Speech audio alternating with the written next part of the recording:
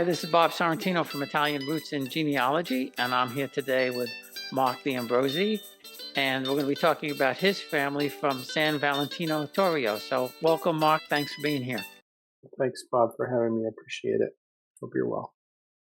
So when did you get the bug to start researching the family? Well, the bug came for me probably in the mid 70s. I didn't give much credence to Roots when it came out, but it definitely was there as far as the interest. My family has always been one where it's been larger than life, like a lot of Italian American families. But for me, my grandmother's youngest sister, my grandmother died when I was 5, but her youngest sister lived until I was in my early 30s. She would always be talking about family.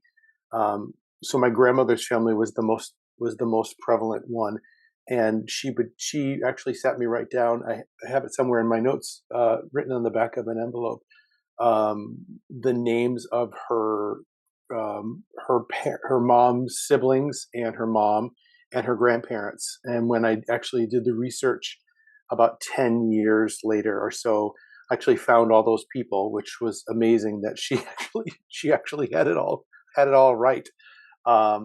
But then it just got started. I just continued to dig more. I got into my wife's family, which was German and Irish, but that's kind of another totally other area. But the Italian side, my grandfather's side, the San Valentino Torrio family, we always knew where the town was, but my surname, when my father was born, the midwife added an O to my last name, and I've actually changed it because it doesn't have an O in Italy, and we actually legally changed it, which was really, I was real proud to do that.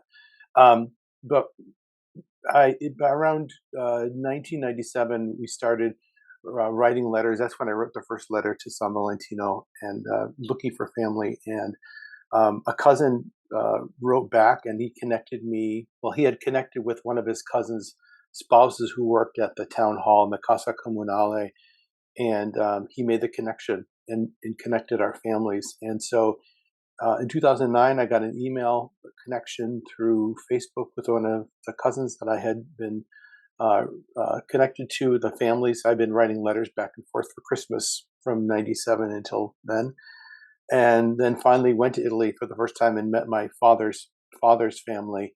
Wonderful, amazing people, and became an Italian citizen in 2018 through that line. And my research kind of started the website. The idea for this website started from there, because like a lot of Italian families, Italian American families, getting back to Italy, when you're in one town, you find that the names all circulate. You get to know the names of the families in that town. And as I started to research different family lines, I started to pull in other families into my line. And I just thought, this might be a really easy way to go back as early as I can. I mean, the civil records go back to 1809, which I'm grateful for that town. It does have that.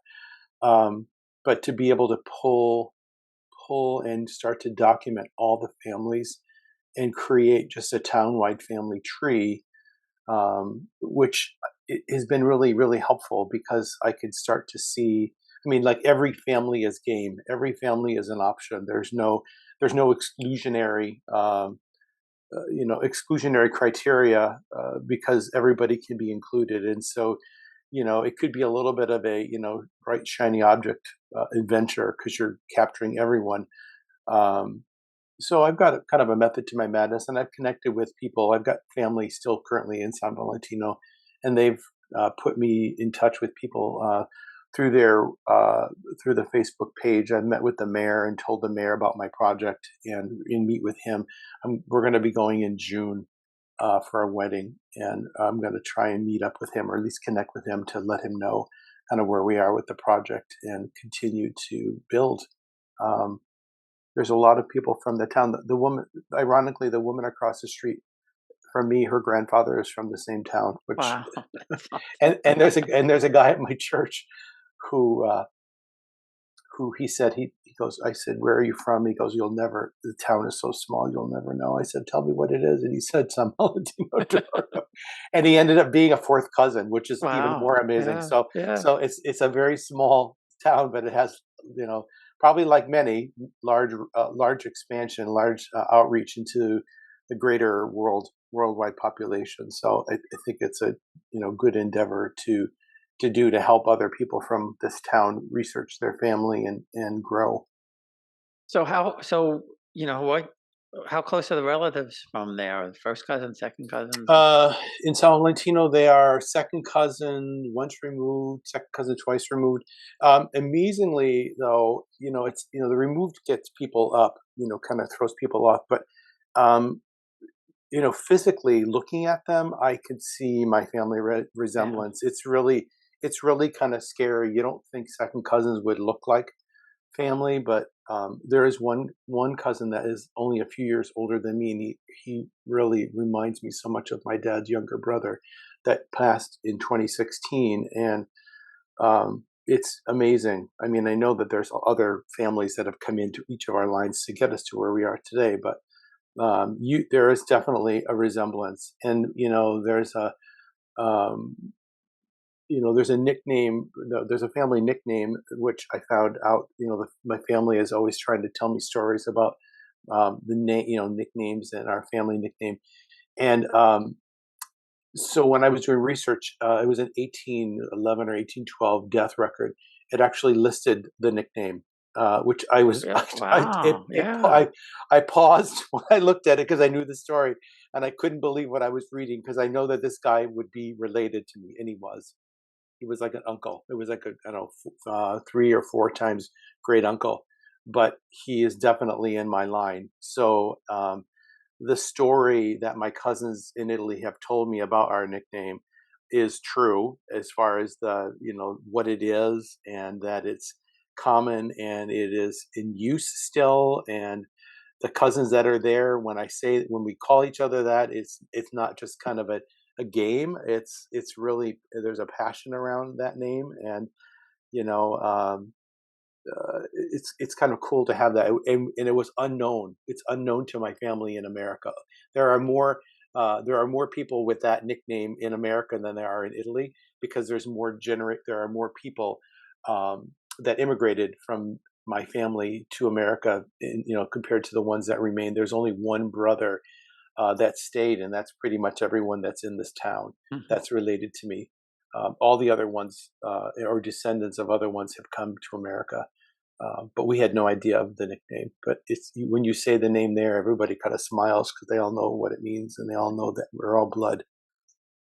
Do you know the do you know the origin of the nickname? How far back it goes? Well, origin of the nickname. It's so my cousins say it's about 900 years. It could be about a millennia. Wow. Um, so supposedly, so the nickname is Spiegata, and so what they've told me was Spiegata means so the image they gave me is when you take an ear of corn, and it's all seed, obviously, and it doesn't rot, but it's like the corn it's dried, but you don't take it off the cob, and then the cob starts to sprout, like the seeds on the cob start to sprout. It's related to that. So there was there's an ancestor of mine who had some kind of plants, and they were all kind of bushy, or they weren't trimmed well. And so it's a reference to the messiness of the name. I don't know. So uh, but it has to do with that. And when I looked it up, kind of like translation, it talks about herringbone, but it's like it shows wheat, but it wasn't wheat to begin with. But if you look at like a wheat kernel or the plant, it's kind of got that fringe, so it's Mhm. kind of like that kind of messiness. But it has to do with agriculture, and it has to do with plants, but it's somehow related. So, like I said, in this 1811 or 1812 death, it says alias, or it says detto spiegata, which is like amazing to me that it would be over 200 years ago. It's actually written in Italian in this death act of Crescenzo, which is amazing to me. But it's about 900 is what they tell me, 900 years where the Wow, name that's came from. something. So the family's been there for that long. Yeah. Wow. That's Probably, yeah, and my belief is, and part of my belief in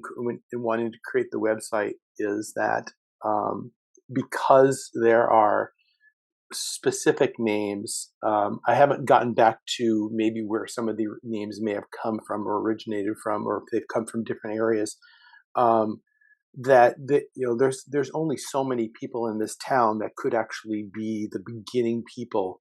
Exponentially, you have generation collapse where you just do not have enough people in one line or a couple of lines that makes sense. So so I really believe that some of anybody with my surname getting back to the early 1800s, 1700s, 1600s, eventually we all kind of like line up in, connect to a few people, a number of people with the same, roots. It's just, you get further out, it just becomes less apparent. Um, the woman, the name is common enough that in the church, when I did some research, the like secretary, I was with a cousin of mine, and the secretary's name was Grazia, and he said to me, "She's D'Ambrosi, but she's not related." So it's like, of course she's D'Ambrosi, and of course she's not related. But in my heart of hearts, I know that she's probably related at some point. sure. Yeah. But I'm sure that she is. But it's amazing when you see, and I've actually met other people and helped them to to kind of clarify some of their family and to bring some of their family forward. As a fifth cousin that I found through DNA, and we were able to amazingly find the record connection that connected her and I.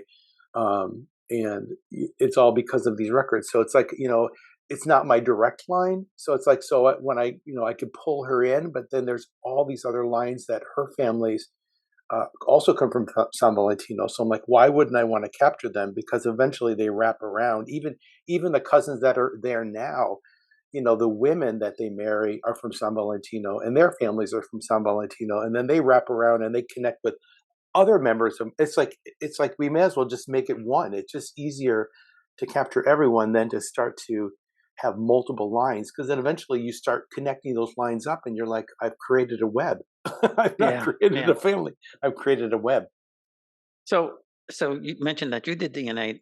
Were you, or did you ask, or did anybody in Italy do DNA? Because they don't typically do it, and I'm just curious. I was going to bring some tests when I went last Typically, year, and I didn't. I should have. that's a good idea. I did. So I have one cousin that's done it here. He's from there, but he did it here, and he shows up that he's related, which is confirming. It wasn't like the DNA is kind of the ultimate decider. So Mhm. there is definitely, if there isn't a connection, then it can't be suspect. I mean, he's close enough that there should be, and there is.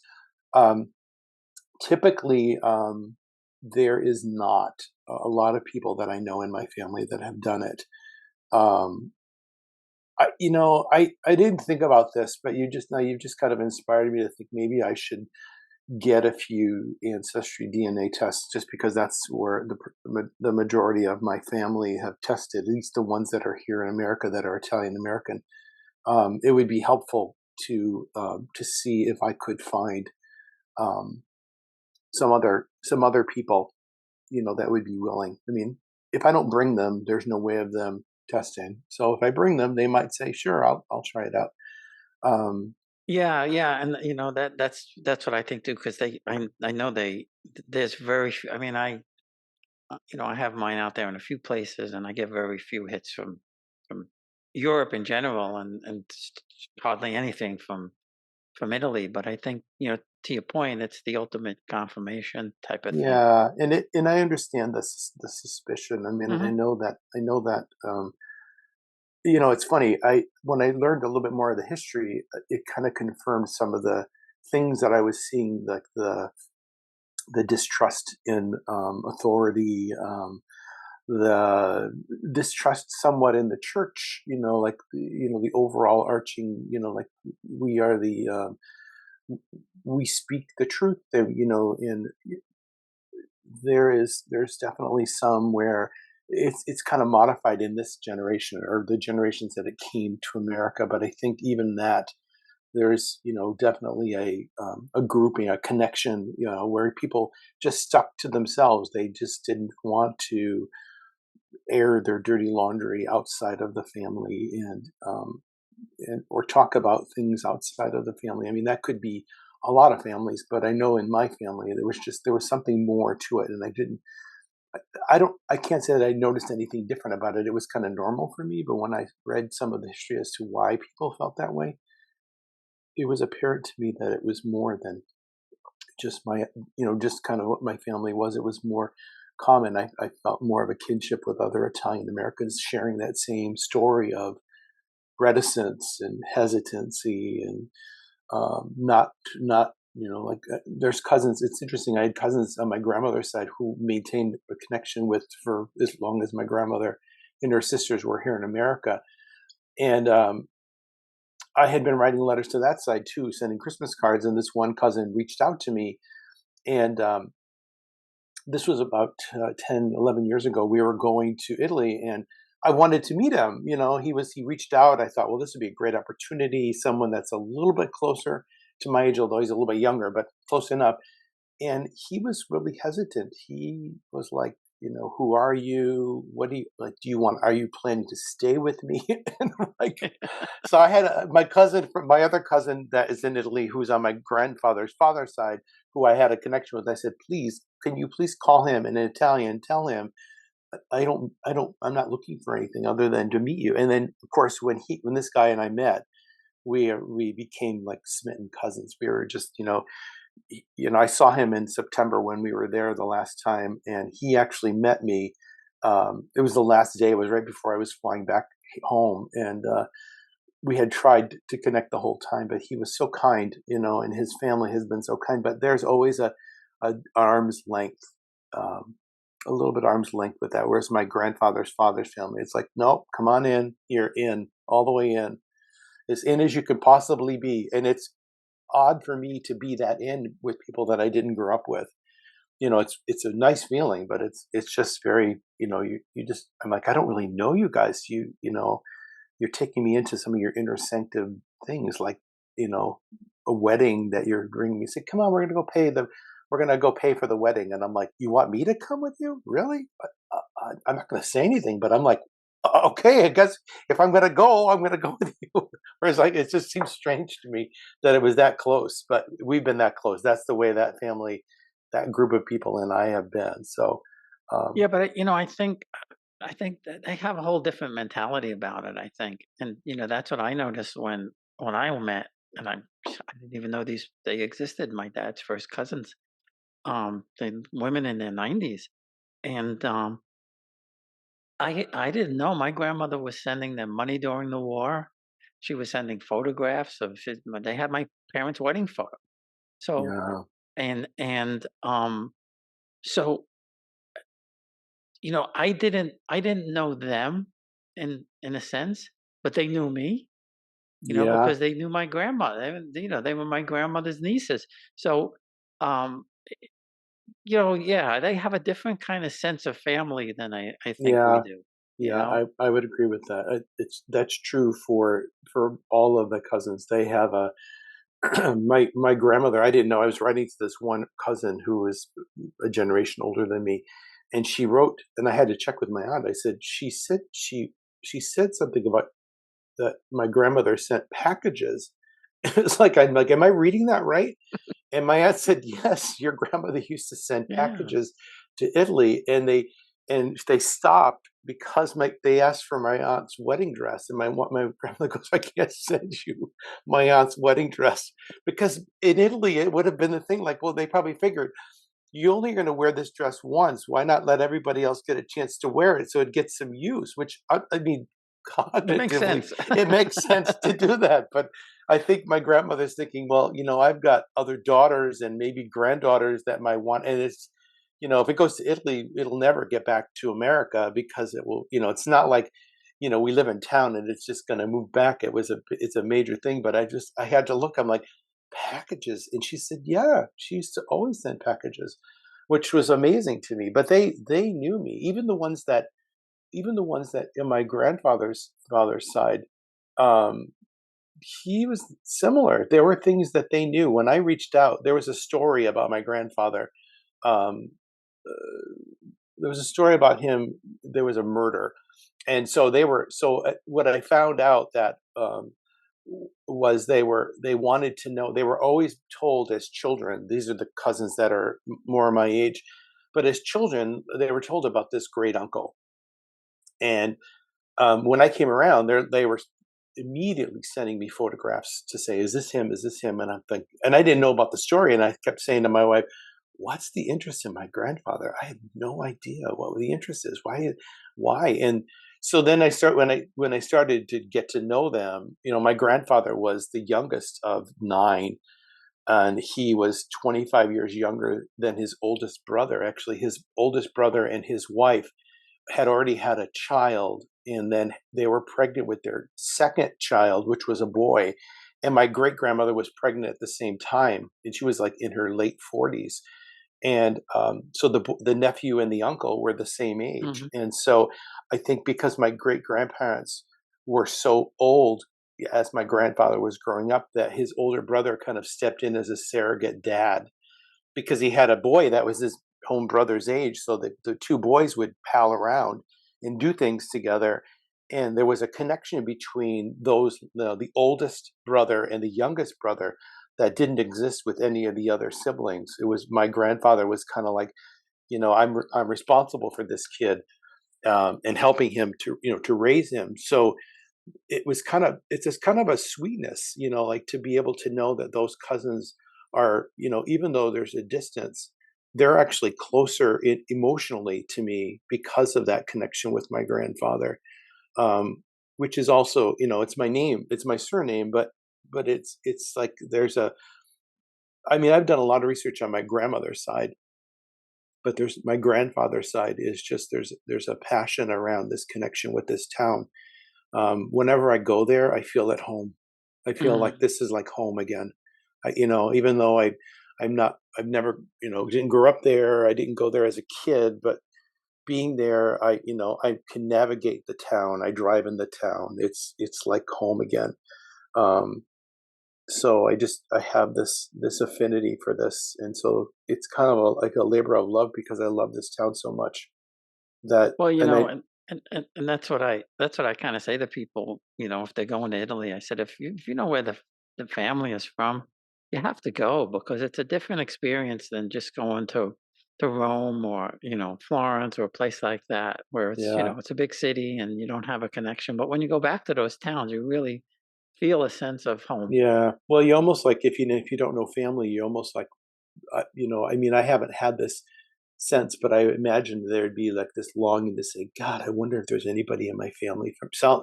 We're literally like on the street. We're like, we're on the street. Is there anybody on the street that like knows my family? Am I recognized here? Am I known here? And of course, in my town, and this is probably true of a lot of towns too, but if I said the name, there's a bar with with my surname. If I went in there and I said, in Italian, if I said to them, I'm looking for my family, my name is your name, he would say, well, what's the nickname, or what, like, because of the clans, there's so many different families that have different identifiers and monikers that you have to be able to know that, because you're like saying, well, I don't know which D'Ambrosi family you come from, but having the name, if I had known it before, but having the name, if I said this is the name, they would immediately know which people I should be Hmm. connecting to, because they would could literally almost walk me to their door to say, this is where your family lives.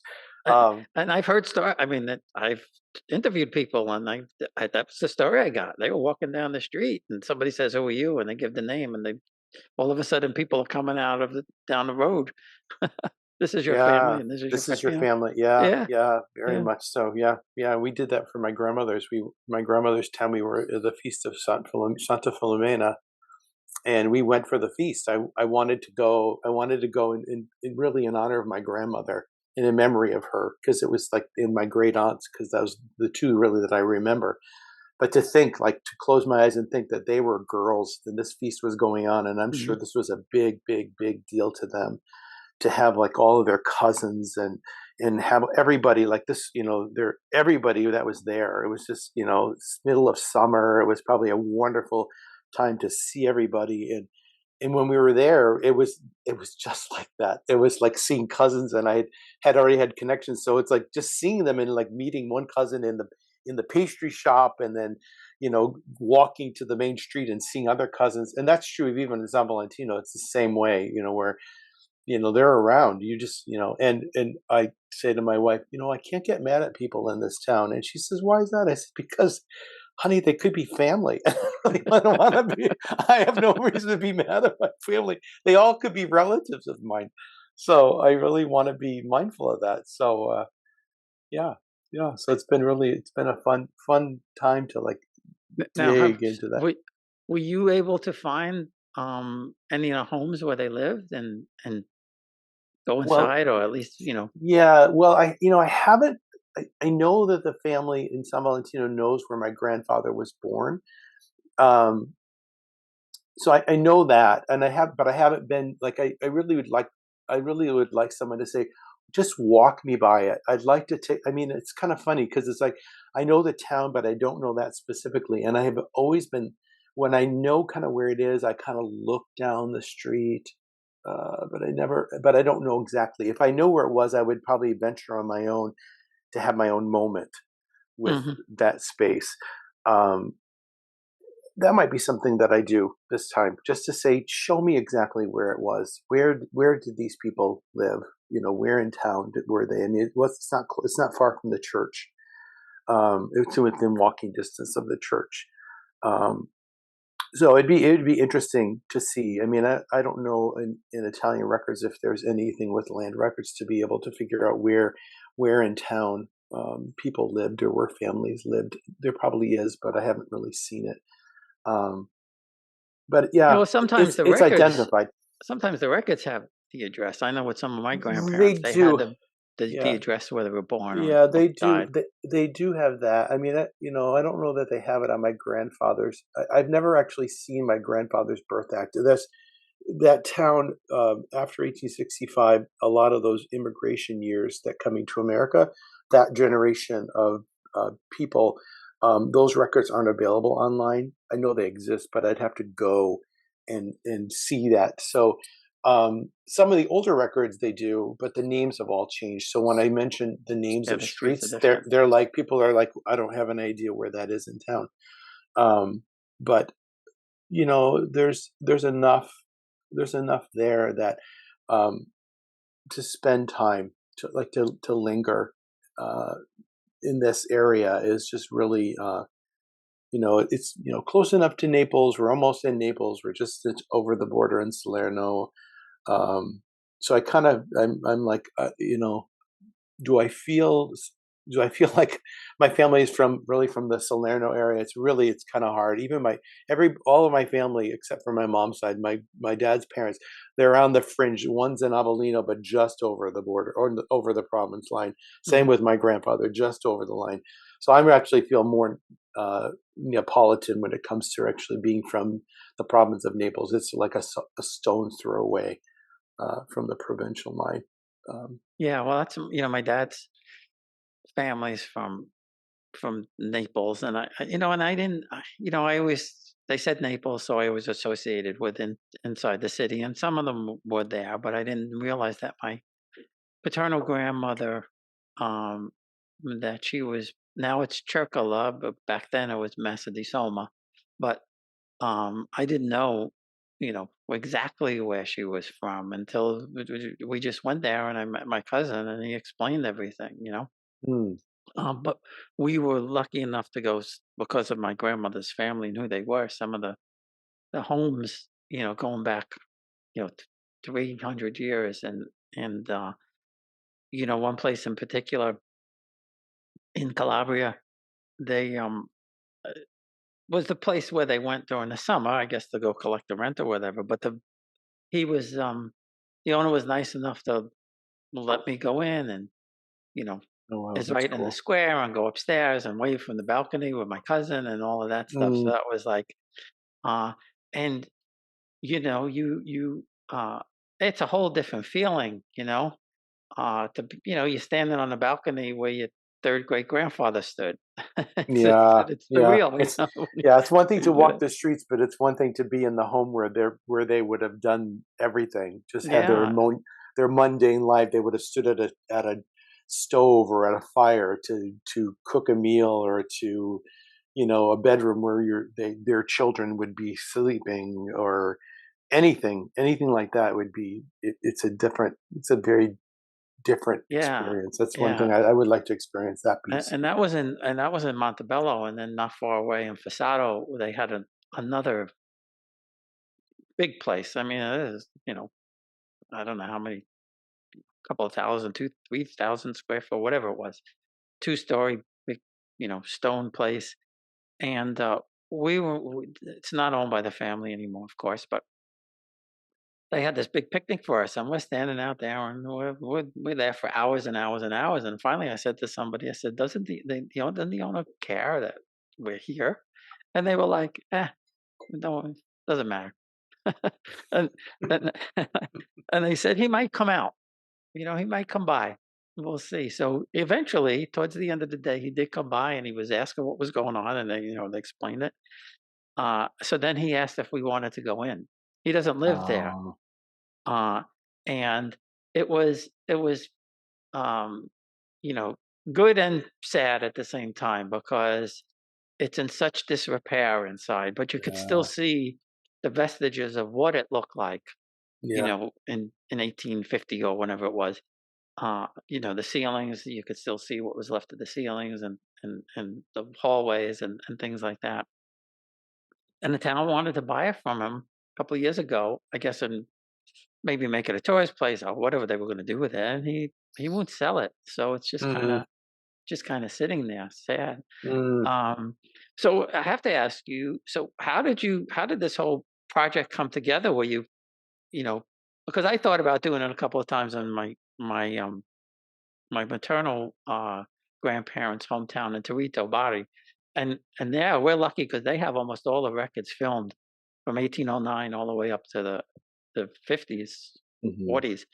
And my uncle actually didn't live there until 1950. He didn't come over until 1950. mm. So how did you gather all these records? And I guess more importantly, for anybody else who wants to do it, uh, how did you collate all of that into a website? So,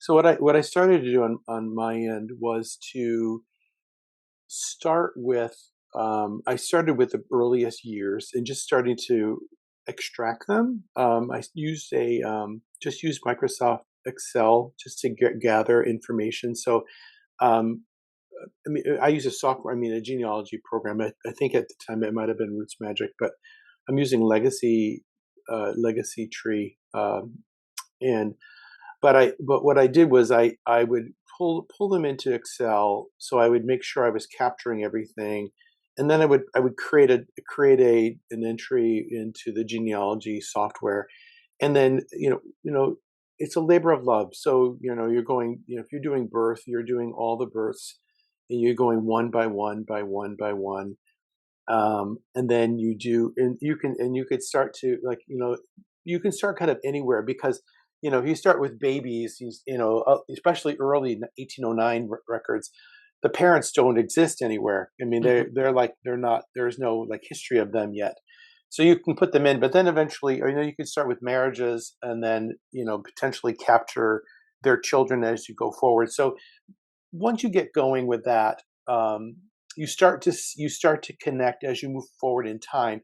You start to connect other people together. You'll start to see, if it's a marriage, you might find marriages of siblings, and so now you've got a small family with the parents and two or three of their children, and who they married and when they married, and so with the website, one of your previous guests is a good friend of mine, Eric Becerra.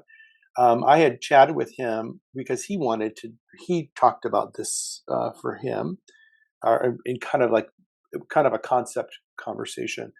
And he recommended and I'm going to not say the name right. I have to think about what it is. It's TNG. Um, I can't think of it. I can get it to you, but there's a website that you can go to, and they help you on hosting. You buy like a one-time purchase, and then there's a template that you can choose depending on how you want to display the information. And then you get to pick whatever pictures and kind of the layout. And then basically it's as simple as you create your tree in the genealogy program, you create a GEDCOM file, which is a genealogy program, a file created with one of these, and then you just upload it. And the system is smart enough, and it puts everyone where they belong. Whatever source citations you use in your program, it will send those over as well. You can upload, if you have digital images of people, you can upload those to the website as well, and they're connected to the person. And then as you just do more research, you can then just upload. You just create a new GEDCOM file, and you just kind of do an overwrite, and it adds all the new people that you add in. And so that was a big concern when I initially started. I'm like, how am I gonna? This is not like done.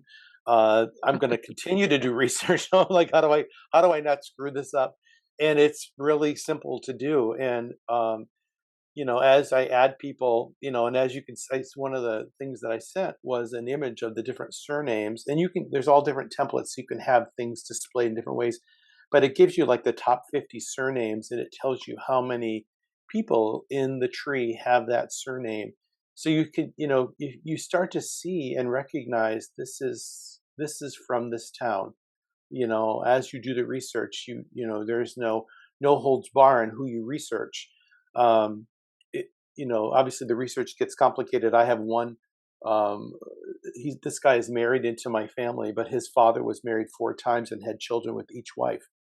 And it was to like tease him out, and to like it's like you have one guy who is the father of someone who's married into your family, but it's like to be able to pull his whole family. And as you do research, you're like, I have this person in my database. Sure enough, I did. And you'd loop them around, and so it would fill it in. So it really is kind of fun to do that, because then you upload it, and everything, as long as it's straight in your genealogy program, it'll be straight on the website. And so if people are looking to do research, because they can search the website, even though they don't have to be. I mean, if they wanted to be contributors, they could reach out to me. They would reach out to me, and they would say, "Look, this is my family town as well, and I would really like to contribute to adding to the website." They could do that as well. And but then then there's like, people can just start to take ownership and contribute to building it, because this is the project, but this isn't like, doesn't belong to me. I'm just kind of the steward uh, to make this happen. So my goal is to get other people involved. People even in Italy, I think they're fascinated with our connection with them. I think Mhm. they're just there. They don't, like when I tell them that I go to Italy and I go to cemeteries, they look at me like I've got 8,000 heads. They're like, "What did you do? You went to a cemetery? Like, you're not even from here. You went to an Italian cemetery?" And I'm like, "Yeah, I did. That's kind of what I do." But but I'm not. It's not unusual for genealogists to do that. Um, but they're just fascinated with how much information I know, and like just the breadth and depth of the knowledge of our family and of the town. There was a gentleman whose cousin was having a baby. He's from this town. He and I connected in another realm. And he says, and when I went in September, goes, "Hey, since you're going, can you do me a favor? If I send you these baby gifts, will you bring them to her?" And I'm like, I'm gonna be there. Sure, send me the gifts. And so, of course, I had to put out an APB with my family to say, "Do you know this family?" And oh my God, it was like everybody's like, "Who is this? Why?" And finally, we found somebody who knew where they were, and I found them. And so she asked me more about my family, and I told her my surname, and she mentioned this one cousin, and I'm like, "Yeah, that's my cousin." Goes, "Well, he and I went to school together." Hmm. So it's like it's how many degrees of separation. It was like it's kind of funny. It just there are virtually one or two. It's not Yeah, very many yeah, degrees, and this person is a stranger to me, but her family can easily be represented in this. And so you set up so for the website you can set up parameters so you can have anybody that's living just marked as living, so you can protect the privacy of any living member of the town, whether they're descendants in America or anywhere in the world. Um, and then it just gives information about, it just starts to show the the network of the family, and then where they all can go, because they all go everywhere. It's like it's amazing. 8 children that could be married into 8 different families, or some brothers could be married to some sisters in other families, and then you group them together. But that way you don't have to say, well, I don't want to include that one. You include everybody, and it's a lot easier to do yeah. the research. You just have to be diligent about working at it, and just it's like sometimes you just sit and you just get to a point where like, I can't look at them anymore. I can't look at any I other know. record. My You eyes have are to walk crossed. away. I have to stop. So, but yeah, But that's yeah, how you. I'd like to. I've thought about it. I like to do that for my Puglia ancestors because I have so many records and I have so many of the names and things like that. But it is it's addicting. But I tell people the same thing. I said sometimes you just have to walk away if you're stumped.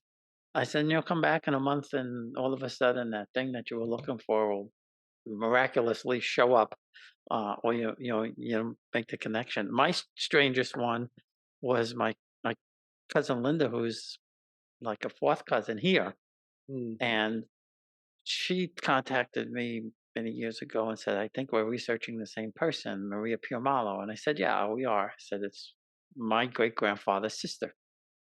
It was her great great grandmother, I believe." mm, And um, you know, we were going back and forth, and she says, "I know you're sure?" And I said, "Yeah, I know, I'm sure." I said, I had never knew that my grandmother had any family here up up until many years, and so I said, "Well, do it, do an ancestry test. That'll tell us." And she did the test, and she came back, and it said ancestry says we're not related. And I said, "That's impossible. It can't be. Let me look at mine."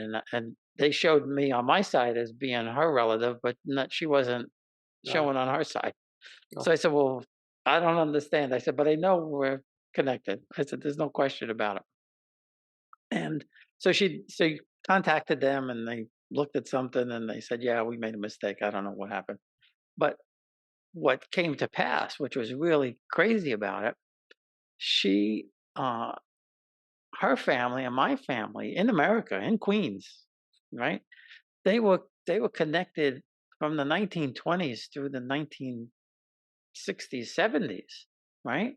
And we never, as far as we know, she's a little bit younger than me, but as far as we know, we've never met. Maybe we met when we were little kids or something like that. mm, mm, Um, but once we started putting things together, um, I remember my father saying her grandmother was Beatrice, and I remember my father saying they were going over to Aunt Beatrice's house and all of this. And when I married my first wife, I lived 5 blocks away from her grandmother, and she said, "Well, mm. we were in Flushing all the time." I said, "We probably passed each other on the street and never knew it." And some 40 years later, through the internet and ancestry, Yeah, you go we found each other. around the world to find the connection that was right next door. Yeah, Yeah, yeah. so it's And very true. she came over with her cousin, and I had my cousin Paul come over, who was, you know, his mother was very close with them.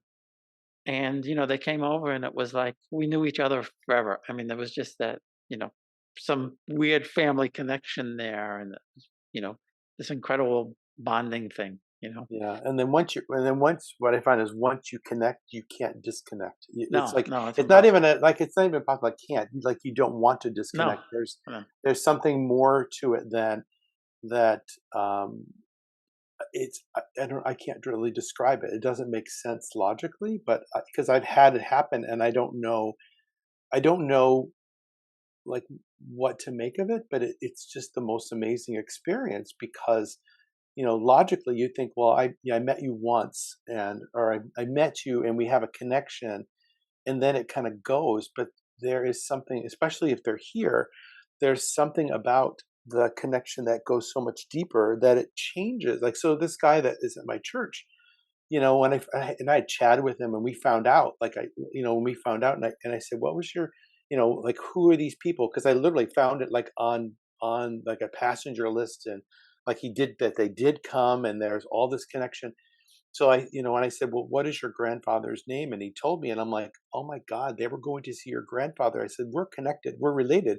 So recently in church, I saw him, and it's like, and I've seen this guy forever. Like that, it's like I've seen him forever. Yeah. As soon as I saw him this time, I mean, both of us, it was like I went over and I hugged him. I'm like, oh my God, I've been wanting to see you. It's just weird because it's like I've known him as just somebody at church, but now that he's like related to me, Mhm. it's so different, such a different feeling. It's like, so now I can never be unrelated. Whenever we see each other, it'll be that same way. When you see these cousins that were like 5 blocks away, you'll be like, I can never unsee you the same way that, like, that I can't unknow you anymore, because now I know you in a way that is so much more deep that it transcends words. And and it's even more profound when you find somebody in Italy, Oh like yeah. when I got contacted by my cousin Nicola, who is, um, he's a half first cousin of my dad because my great grandfather had two families like 30 years apart. But um, it's crazy because here's my father's first cousin that I never knew existed, and like you said, you could never uncousin him anymore. Yeah, that's exactly right. That's exactly right. And it's not life removing, it's life giving. It's like you just I'm my life is more rich because of the Yeah, connection. yeah. And And it's we like I had don't we want to get that rid of that.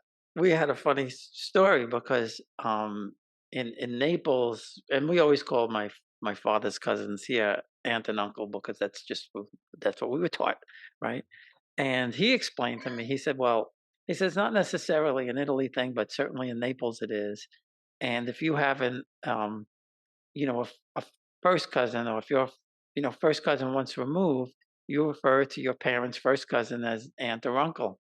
So we were leaving the apartment and saying goodbye, and I said, "Well, I don't feel like we're cousins. I feel like we're brothers now." And he said, "No, no." He says, "I'm your uncle." Yeah. And even though he's like 10 years younger than me, or something like that. And he said, "We're in Naples. I'm your uncle in Naples." Yeah, that happened. It's funny you say that because the cousins in Italy, my dad's side, um, I never thought of this. I mean, I never thought of this, but there's a small subset.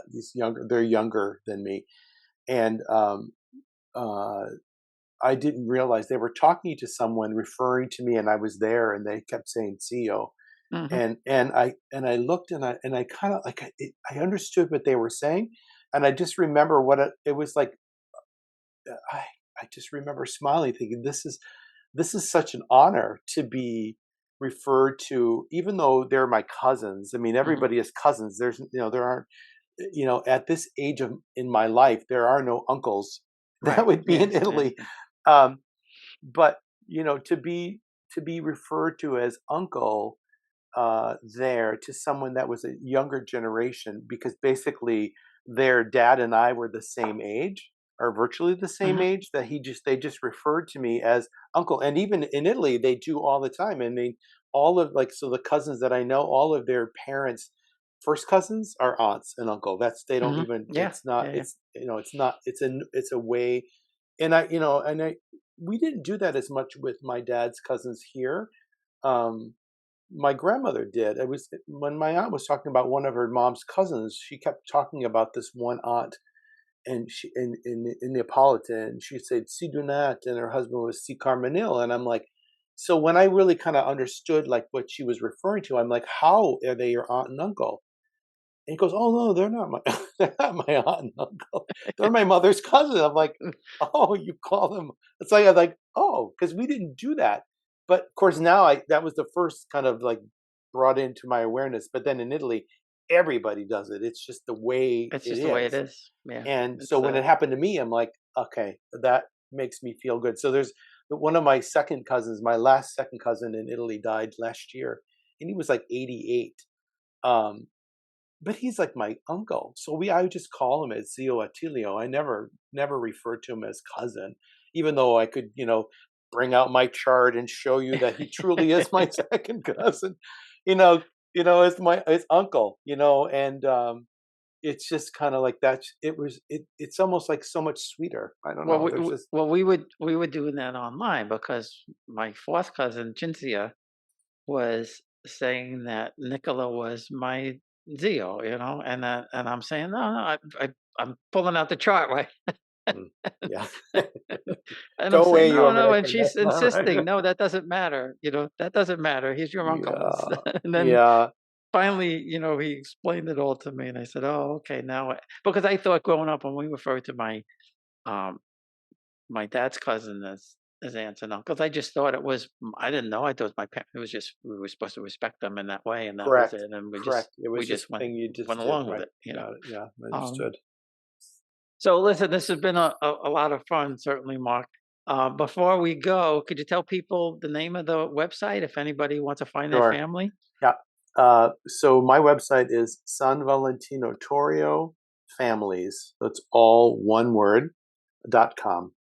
And you got to put Torrio in because some people will forget and put San Valentino and it doesn't pull it up. But San Valentino Torrio Families.com. There are pictures, 3 pictures.